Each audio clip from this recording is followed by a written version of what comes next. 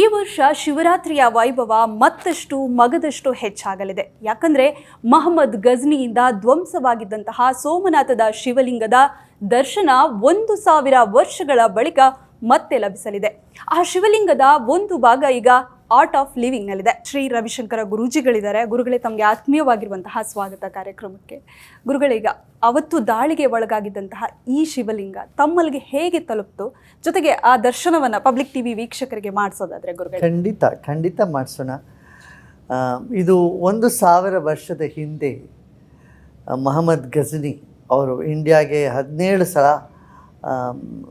ದಾಳಿ ಮಾಡಿಕ್ಕೆ ಬಂದವರು. 18ನೇ ಸಲ ದಾಳಿ ಮಾಡಿದಾಗ ಆ ಶಿವ ಮಂದಿರದಲ್ಲಿರ್ತಕ್ಕಂಥ ಎಲ್ಲ ಒಡವೆ, ವಸ್ತ್ರ, ಚಿನ್ನ, ಆಭರಣಗಳು ಎಲ್ಲ ತೊಗೊಂಡು ಹೋಗೋದಷ್ಟೇ ಅಲ್ಲದಿರ ಅಲ್ಲಿ ಗಾಳಿಯಲ್ಲಿ ತೇಲ್ತಿರ್ತಕ್ಕಂಥ ಶಿವನ್ ನೋಡಿ ಅವರಿಗೆ ಬಹಳ ಆಶ್ಚರ್ಯವಾಯಿತು.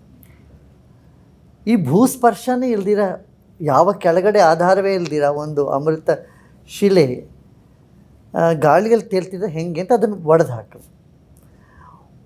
ಹಾಕಿದಾಗ ಅದು ಭಾರತದಲ್ಲಿ ದೊಡ್ಡ ನೋವನ್ನು ಉಂಟು ಮಾಡ್ತಾ. ಆ ಕಾಲದಲ್ಲಿ ಒಂದು ದೊಡ್ಡ ಯಾವ ಮೀಡಿಯಾನೂ ಇರಲಿಲ್ಲ, ಯಾವ ಥರದ ಮಾಧ್ಯಮವೂ ಇರಲಿಲ್ಲ. ಜನಗಳಿಗೆ ಒಂದು ಕಡೆಯಿಂದ ಇನ್ನೊಂದು ಕಡೆ ಆ ವಿಚಾರ ತಲುಪಬೇಕಾದ್ರೆ ಎಷ್ಟೋ ದಿನ, ವರ್ಷಗಳು ಹಿಡಿತಾ ಇತ್ತು. ಅಂಥ ಸಂದರ್ಭದಲ್ಲಿ ಆವಾಗ ಜನಗಳು ಸುಮಾರು 50,000ಕ್ಕೂ ಹೆಚ್ಚು ಜನ ಮೃತರಾದರು ಅನ್ನೋದನ್ನು ಸಹ ನಮಗೆ ಚರಿತ್ರೆ ಹೇಳ್ತಾ ಇದೆ, ಇತಿಹಾಸದಿಂದ ನಮಗೆ ಗೊತ್ತಾಗ್ತಾ ಇದೆ. ಆ ಸಮಯದಲ್ಲಿ ನಮ್ಮ ದಕ್ಷಿಣ ಭಾರತದ ಪಾಪನಾಶಂ ಪಕ್ಕದಲ್ಲಿರ್ತಕ್ಕಂಥ ಅಗ್ನಿಹೋತ್ರಿ ಪರಿವಾರದವರು ಅಲ್ಲಿಗೆ ಹೋಗಿದ್ರಂತೆ. ಅಲ್ಲಿ ಹೋದಾಗ ಅವರು ಆ ಶಿಲೆಯ ಭಾಗವನ್ನು ತೆಗೆದುಕೊಂಡು ದಕ್ಷಿಣಕ್ಕೆ ಬಂದಿದ್ದಾರೆ. ಬಂದ ಮೇಲೆ ಆ ಭಾಗವನ್ನು ಹಾಗೆ ಇಟ್ಟು ನೋಡೋಕ್ಕಾಗ್ತೀರಾ, ಅದನ್ನು ಚಿಕ್ಕ ಚಿಕ್ಕ ಲಿಂಗವಾಗಿ ಮಾಡಿಟ್ಕೊಂಡ್ರು, ಅದನ್ನು ಪೂಜೆ ಮಾಡ್ತಾಯಿದ್ರು. ಈ 100 ವರ್ಷದ ಹಿಂದೆ ಅವರು 1924ರಲ್ಲಿ ಕಾಂಚಿಯ ಪರಮಾಚಾರ್ಯರಾಗಿರ್ತಕ್ಕಂಥ ಚಂದ್ರಶೇಖರೇಂದ್ರ ಸರಸ್ವತಿ ಅವರ ಹತ್ರ ಹೋಗಿ, ಇದು ಈ ಥರ ನಮ್ಮಲ್ಲಿ ಬಂದಿದೆ ಪರಂಪರೆಯಿಂದ, ನಾವು ಇದನ್ನೇನು ಮಾಡೋದು ಅಂತ ಕೇಳಿದ್ರಂತ. ಆವಾಗ ಅವರು ಇನ್ನೂ 100 ವರ್ಷ ಇದನ್ನು ಹೊರಗೆ ತೆಗಿಬೇಡ ಅಂತ ಅಂದರು. ಮತ್ತೆ ಅವರದನ್ನೇ 100 ವರ್ಷದ ತಲೆಮಾರಿಂದ ಒಬ್ಬರಿಗೆ ಅವರ ಮಗನಿಗೆ ಈ ಥರ ತಲೆಮಾರಿಂದ ಬರ್ತಾಯಿತ್ತು. ಆಮೇಲೆ ಅವರು ಮತ್ತಿನ್ನೊಂದು ಮಾತು ಅವ್ರ ಕಡೆಯಿಂದ ಗೊತ್ತಾದದ್ದೇನು ಅಂತಂದ್ರೆ, ಅವರು ರಾಮ ಮಂದಿರ ಆಗತ್ತೆ, ಅದಾದ ಮೇಲೆ ಇದನ್ನು ತೊಗೊಂಡು ಹೋಗ್ರಿ, ಆ ರೀತಿಯ ಸಂಕಲ್ಪ ಅವ್ರದ್ದು. ಮತ್ತು ಹೀಗೆ ಬೆಂಗಳೂರಿನಲ್ಲಿ ನಮ್ಮ ಹೆಸರುಗಳು ಶಿವನ ಹೆಸರಿನವರೇ ಒಬ್ಬರು ಸಂತರು ಇರ್ತಾರೆ, ಶ್ರೇಷ್ಠ ಸಂತರು, ಅವ್ರ ಹತ್ರ ತೊಗೊಂಡೋಗಿ ಕೊಡಿ ಅಂತ ಅವರಿಗೆ ಆಜ್ಞೆ ಮಾಡಿದರು. ಸೊ ಆ ಪ್ರಕಾರ ಅವರು ಅದನ್ನು 100 ವರ್ಷ ಮುಗೀತಲ್ಲ ಇವಾಗ 2024ರಲ್ಲಿ ಮುಗಿದ ಕೂಡಲೇ, ಈ ಮಕರ ಸಂಕ್ರಾಂತಿ ಕಳೆದ ಕೂಡಲೇ ಅವರು ಇದನ್ನು ತಂದು ನಮ್ಮ ಕೈಗೆ ಕೊಟ್ಟಿದ್ದಾರೆ. ಇದ್ರ ಜೊತೆಗೆ ಅವ್ರು ಏನು ಮಾಡಿದ್ದಾರೆ, ಆ ಲಿಂಗ ಮಾಡಬೇಕಾದ್ರೆ ಅದರಲ್ಲಿರೋ ಪೀಸ್ಗಳನ್ನೆಲ್ಲ ಕೆಲವೆಲ್ಲ ತೊಗೊಂಡೋಗಿ ಜಮಾಲಜಿ ಇನ್ಸ್ಟಿಟ್ಯೂಟ್ ಇದೆ ಚೆನ್ನೈಯಲ್ಲಿ, ಅವ್ರ ಹತ್ರ ತೋರಿಸಿ ಇದರ ಬಗ್ಗೆ ಏನು ಅಂತ ಕೇಳಿದರು. ಆವಾಗ ಅವರು ಅದನ್ನು ವಿಶ್ಲೇಷಣೆ ಮಾಡಿ, ಇದರಲ್ಲಿ ಕಬ್ಬಿಣವೇ ಇಲ್ಲ, ಅಂಶ ಬಹಳ ಕಡಿಮೆ, 2% ಅಷ್ಟೇ ಕಬ್ಬಿಣ ಇದೆ, ಇದು ಒಂದು ಅದ್ಭುತವಾದ ಶಿಲೆ, ಇಂಥ ವಸ್ತು ನಮ್ಮ ಪ್ರಪಂಚದ್ದೇ ಅಲ್ಲ, ಇಲ್ಲವೇ ಇಲ್ಲ ಅಂತಂದ್ರದ್ದು. ಇಲ್ಲೂ ನಾವು ಹಲವಾರು ಭೂವಿಜ್ಞಾನಿಗಳನ್ನ, ಜಿಯೋಲಜಿಸ್ಟ್ ಕರೆದು ತೋರಿಸಿದ್ವು. ಅವರು ಎಲ್ಲ ಹೇಳಿದ್ರು, ನೋಡಿ ಮ್ಯಾಗ್ನೆಟ್ ಅಂದರೆ ಅದಕ್ಕೆ ಒಂದು ನಾರ್ತ್ ಪೋಲ್ ಸೌತ್ ಪೋಲ್ ಇರ್ತದೆ, ಈ ಶಿಲೆಯಲ್ಲಿ ಮಧ್ಯದಲ್ಲಿದೆ ಮ್ಯಾಗ್ನೆಟ್ಟು, ಅದೊಂದು ವಿಶೇಷ. ಮತ್ತು ಇದರಲ್ಲಿ ಬೇರಿಯಮ್ ಇದೆ, ಮಿಕ್ಕಿದ್ದೆಲ್ಲ ವಸ್ತುಗಳು ಇದೆ. ಅವರಂದರು ಈ ಥರದ್ದೊಂದು ವಸ್ತುವನ್ನು ನಾವೆಲ್ಲೂ ನೋಡಿಲ್ಲ, ಇದು ಮಿಟೀರಿಯಾಯ್ಟಿಂದನೋ ಅಥವಾ ಬೇರೆ ಯಾವುದೋ ಗ್ರಹದಿಂದ ನಮ್ಮ ಪೃಥ್ವಿಗೆ ಬಂದಿದೆ ಅಂತ ಹೇಳ್ತಾರೆ. ನಮ್ಮ ಈ ಪುರಾಣವೂ ಇದನ್ನೇ ಹೇಳ್ತದೆ. ಚಂದ್ರ ಈ ಶಿವಲಿಂಗವನ್ನು ಸ್ಥಾಪನೆ ಮಾಡಿದ, ಅದಕ್ಕೆ ಸೋಮೇಶ್ವರ ಅಂತ ಆ ಲಿಂಗಕ್ಕೆ, ಆ ಸ್ಥಾನಕ್ಕೆ ಹೆಸರಾಗಿತ್ತು. ಜ್ಯೋತಿರ್ಲಿಂಗವಾದ ಸೋಮೇಶ್ವರ, ಅದು ನಿಮಗೆ ತೋರಿಸ್ತೀವಿ ನಾವು. ಸೊ ಪಬ್ಲಿಕ್ ಟಿವಿಯ ವೀಕ್ಷಕರು ಈ ಅಪರೂಪದ ಶಿವಲಿಂಗದ ದರ್ಶನವನ್ನು ಕೂಡ ಮಾಡ್ಬೋದು. ಗುರುಗಳದನ್ನ ಹೇಳ್ತಾ ಇದ್ರು, ತುಂಬ ಅಪರೂಪವಾಗಿರುವಂಥದ್ದು ಉಲ್ಕಾ ಶಿಲಾ ಇರ್ಬೋದು ಅನ್ನುವಂತಹ ಒಂದಿಷ್ಟು ಮಾತನ್ನ ವಿಜ್ಞಾನಿಗಳು ಕೂಡ ಹೇಳ್ತಾ ಇದ್ರು. ಅದನ್ನು ತೋರಿಸ್ತಾ ಇದ್ದಾರೆ ಈಗ ಗುರುಗಳು. ಇದು ಆ ಜೆಮಾಲಜಿ ಇನ್ಸ್ಟಿಟ್ಯೂಟಿನ ಸರ್ಟಿಫಿಕೇಟು. ಇದರಲ್ಲಿ ಏನೇನಿದೆ, ಈ ಮ್ಯಾಗ್ನೆಟಿಕ್ ಫೀಲ್ಡು, ಇದರಲ್ಲಿ ಮ್ಯಾಗ್ನೆಟಿಕ್ ಫೀಲ್ಡ್ ಅವ್ರೇನು ಹೇಳ್ತಾ ಅಂದರೆ 140 ಗಾಸ್ ಇದೆ ಅಂತ. ಇಂಥ ವಸ್ತು ನಮ್ಮ ಪ್ರಪಂಚದಲ್ಲಿ ಎಲ್ಲೂ ನೋಡೇ ಇಲ್ಲ. ಇಷ್ಟು ಇರ್ತಕ್ಕಂಥ ಮ್ಯಾಗ್ನೆಟಿಕ್ ಪವರ್ ಇರ್ತಕ್ಕಂಥದ್ದು.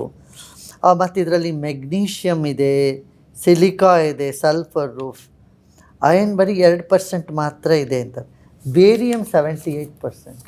ಆದ್ದರಿಂದ ಇದರ ವಿಶ್ಲೇಷಣೆಯು ಕೂಡ ವೈಜ್ಞಾನಿಕವಾಗಿ ಸಿದ್ಧ ಮಾಡ್ತದೆ ಇದರಲ್ಲಿರ್ತಕ್ಕಂಥ ಮ್ಯಾಗ್ನೆಟಿಕ್ ಇಂಪ್ಯಾಕ್ಟ್ ತುಂಬ ಇದೆ ಅಂತ. ಈಗ ಭಗವಂತನ ಕಡೆಗೆ ಹೋಗೋಣ, ಶಿವಲಿಂಗವನ್ನೇ ನೋಡೋಣ. ನೋಡಿ, ಇದು 2 ಅಂಶ. ಈಗ ಈ ಒಂದು ಶಿವಲಿಂಗವನ್ನು ಇಲ್ಲಿ ಇಟ್ಟಿದ್ದೀವಿ ನಾವು.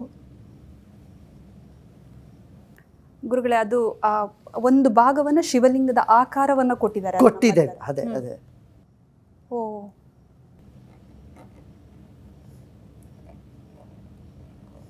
ಅಯಸ್ಕಾಂತೀಯ ರೀತಿ, ಅಯಸ್ಕಾಂತ ಶಕ್ತಿ ಇದೆ ಅದಕ್ಕೆ.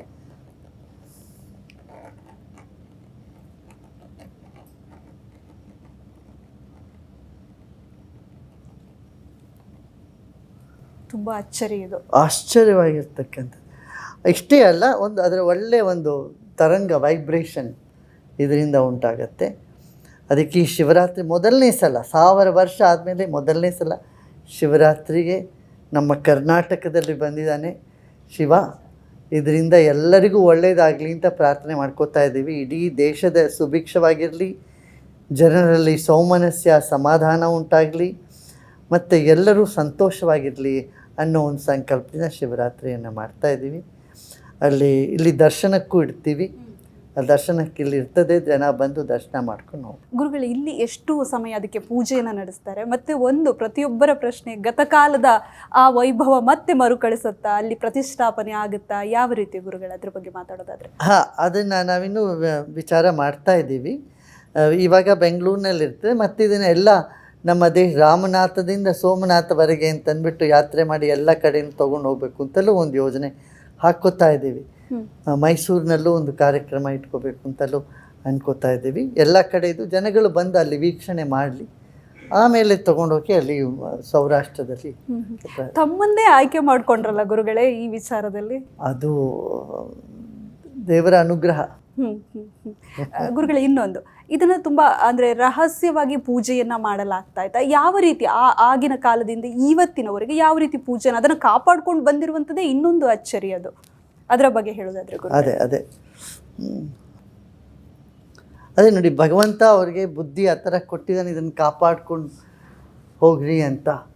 ಆ ಭಗವಂತನ ಪ್ರೇರಣೆಯಿಂದನೇ ಅವ್ರಿಗೆ ಶಂಕರಾಚಾರ್ಯರು ಹೇಳಿದ್ದಾರೆ, ತೊಗೊಂಡೋಗಿ ಇವ್ರ ಹತ್ರ ಕೊಡಬೇಕು, ಇಂಥವ್ರು ಇದ್ದಾರೆ ಬೆಂಗಳೂರಲ್ಲಿ ಅಂತ ಅವ್ರು ತಂದು ಕೊಟ್ಟಿದ್ದಾರೆ. ಅದರಿಂದ ಇವೆಲ್ಲ ದೈವ ನಿಯೋಜಿತವಾಗಿದೆ ಅಂತ ಅನ್ಕೋಬೇಕಷ್ಟೆ. ಗುರುಗಳೇ, ಮೊದಲು ಈ ವಿಚಾರ ತಮಗೆ ತಿಳಿದಾಗ ಯಾವ ರೀತಿ ಅನ್ನಿಸ್ತು ಗುರುಗಳೇ? ಇದು ದೈವ ಪ್ರೇರಣೆಯ ಬಗ್ಗೆ ತಾವು ಆ ಕ್ಷಣವನ್ನು ಹೇಳೋದಾದರೆ ನಿಮ್ಗೆ? ನೋಡಿ, ನಾವು ಸರ್ವಂ ಶಿವಮಯಂ ಜಗತ್ತಂತ ಅದನ್ನು ನಮ್ಮ ನೋಡ್ತೀವಿ. ಎಲ್ಲ ಕಡೆ ಶಿವ ಇದ್ದಾನೆ. ಹಾಗೆ ಈ ಥರ ಒಂದು ರೂಪದಲ್ಲಿ ಅವ್ನು ಬಂದಿರೋದು ಒಂದು ಒಳ್ಳೆ ಕೆಲಸ ಮಾಡಿಸ್ಕೊಳ್ಳೋಕ್ಕೋಸ್ಕರ ಬಂದಿದ್ದಾನೆ ಅಲ್ಲಿ ಶಿವ. ಗುರುಗಳೀಗ ಜನರು ದರ್ಶನ ಮಾಡಬೇಕು ಇದರದ್ದು ಅಂದರೆ ಯಾವ ರೀತಿ ಇರುತ್ತೆ? ಆಮೇಲೆ ಶಿವರಾತ್ರಿಯ ಸಂದರ್ಭದಲ್ಲಿ ಈ ಒಂದು ಶಿವಲಿಂಗಕ್ಕೆ ಯಾವ ರೀತಿ ವಿಶೇಷವಾಗಿ? ಶಿವಲಿಂಗಕ್ಕೆ ಇಲ್ಲಿ ಅಭಿಷೇಕ ಅರ್ಚನೆ ಎಲ್ಲ ಮಾಡ್ತೀವಿ. ಇದನ್ನು ಟೆಲಿವಿಷನಲ್ಲಿ ಎಲ್ಲ ಕಡೆನೂ ಜನ ನೋಡ್ಬೋದು. ಇಲ್ಲೂ ಜನ ಎಲ್ಲ ಬರ್ತಿರ್ತಾರೆ. ದೊಡ್ಡ ಇದಕ್ಕೆ ಸಾಕಷ್ಟೆಲ್ಲ ಅರೇಂಜ್ಮೆಂಟ್ಸ್ ಎಲ್ಲ ಮಾಡಿದ್ದೀವಿ. ಮತ್ತು ಇದು ಶಿವರಾತ್ರಿ ಮುಗಿದ ಮೇಲೂ ಸಹ ನಮ್ಮಿಲ್ಲಿ ಗುರುಕುಲದಲ್ಲಿ ಇವರಿಗೆ ಮಂಡಲಾಭಿಷೇಕ ನಡೀತಾ ಇರ್ತದೆ, ದಿನ ಇರ್ತದೆ, ಪೂಜೆಯಲ್ಲಿರ್ತದೆ. ಅವ್ರು ಬಂದು ದರ್ಶನ ಮಾಡ್ಕೊಂಡು ಹೋಗ್ಬೋದು.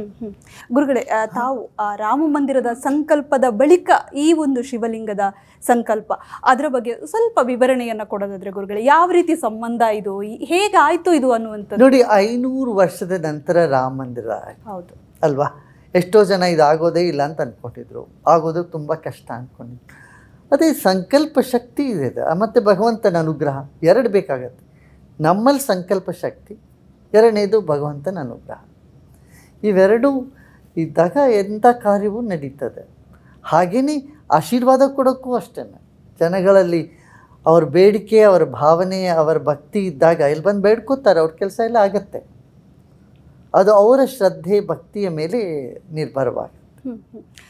ಗುರುಗಳೇ, ಭಾರತೀಯ ಪರಂಪರೆಯ ಆ ಒಂದು ಶಕ್ತಿ ಯಾವ ರೀತಿ ಇದೆ ಅಂದರೆ, ಏನೇ ಯಾರೇ ನಾಶ ಮಾಡಿದ್ರು ಅದು ನಾಶವಾಗೋದಿಲ್ಲ ಅನ್ನುವಂತಹ ಸಂದೇಶ ಇದು ಕೊಡ್ತಾ ಇದೆಯಾ ಗುರುಗಳೇ? ಅದ್ರ ಬಗ್ಗೆ ಹೇಳಿದ್ರು.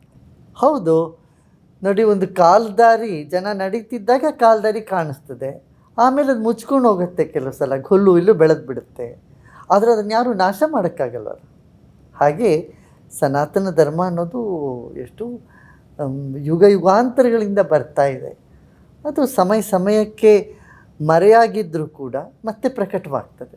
ಭಗವಂತನಿಗೂ 5 ಗುಣ ಹೇಳ್ತೀವಿ, ಏನು 5 ಕರ್ಮ ಹೇಳ್ತಾ ಅವನ 5 ಕರ್ಮದಲ್ಲಿ ಏನು ಅಂದರೆ ಸೃಷ್ಟಿ, ಸ್ಥಿತಿ, ವಿಲಯ ಮಾಡ್ತಕ್ಕಂಥದ್ದು, ಅನುಗ್ರಹ ಮತ್ತು ತಿರೋಭಾವ.